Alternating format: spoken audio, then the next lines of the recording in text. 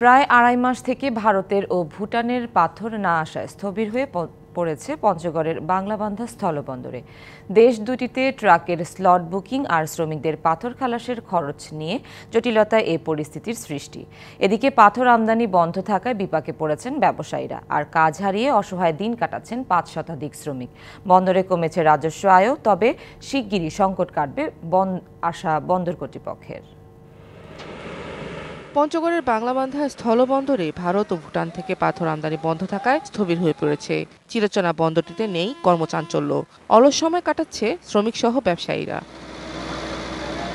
ব্যবসায়ীরা বলছেন, ভুটান থেকে ট্রাকগুলোকে স্লট বুকিংয়ের আওতায় আনতে ভারতের ফুলবাড়ী বন্দরে চালকদের আন্দোলন চলছে।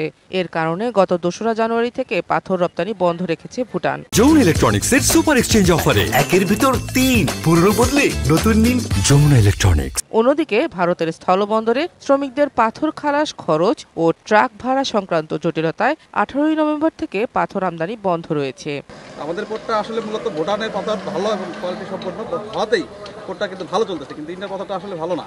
এটার কালারও ভালো না, মানও ভালো না। ভারত এবং ভুটানের পাথর আমদানি না হওয়ার কারণে বাংলাদেশ স্থলবন্দরে একবারে জনমানব শূন্য হয়ে গেছে।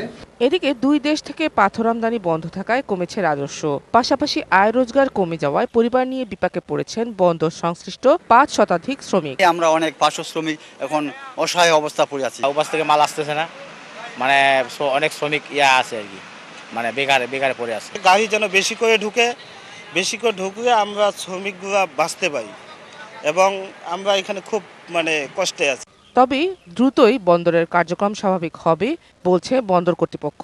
ভারত এবং ভুটান উভয়ের যে দ্বন্দ্ব, এই সমস্যাটা সমাধান হলে আমরা আশা করছি যদি ভুটান এবং ভারত থেকে স্বাভাবিকভাবে পাথর আসতে পারে, তাহলে খুব শীঘ্রই আমাদের বন্দরের আমদানি রপ্তানি কার্যক্রম স্বাভাবিক হবে।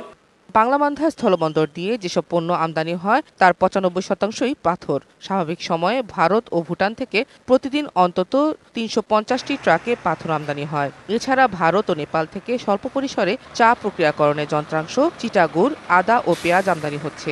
আর বাংলাদেশ থেকে কাঁচা পাট, গ্লাস, ওষুধ, ব্যাটারি, খাদ্যপণ্য, টিস্যু পেপার সহ বিভিন্ন পণ্য ভারত ও নেপালে রপ্তানি করা হয়। DBC news desk.